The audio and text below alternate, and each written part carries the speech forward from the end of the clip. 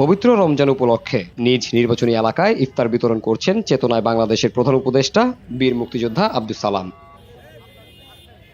দুপুরে ঢাকা ১৩ আসনের অন্তর্গত শ্যামলীতে গরিব ও অসহায়দের মাঝে এই ইফতার বিতরণ করা হয়। এটা আমাদের ধারাবাহিক চলমান প্রোগ্রাম, বেশ কিছুদিন যাবৎ হয়ে আসতেছে, এখনো হচ্ছে, ইনশাল্লাহ সামনে আরো হবে। এরপর আমাদের সেহরির আয়োজন আছে এবং আমরা মাদ্রাসা এতিমখানা এই নিজেরা সহ সেহরি করব।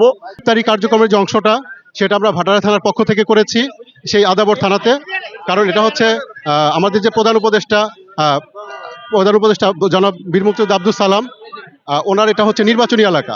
তো উনি আবার চেতনা বাংলাদেশের প্রধান উপদেষ্টা, তার এক একটা সম্মানে এবং হচ্ছে আমাদের যে কার্যক্রম রয়েছে চেতনার, তার কার্যক্রমের ভিত্তিতে আমরা ভাটারা থানার পক্ষ থেকে আমরা এই ইফতার কার্যক্রম বিতরণটা অব্যাহত রেখেছি।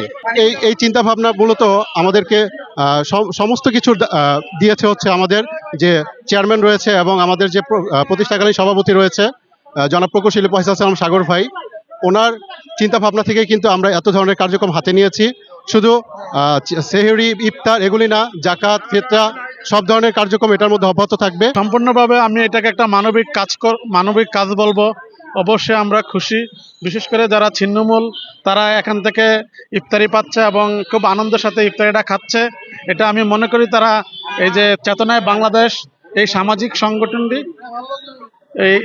এই মানবিক কাজটি সবসময় অব্যাহত রাখবে।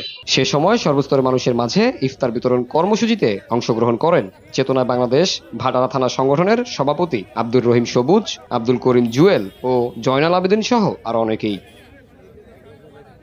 প্রতি বছর রমজানে নিজ নির্বাচনী এলাকায় বীর মুক্তিযোদ্ধা আব্দুস সালামের উদ্যোগে সর্বসাধারণের মাঝে ইফতার বিতরণ করে আসছে চেতনায় বাংলাদেশ। জামিল হোসেন জিতু, বিওডি বাংলা, ঢাকা।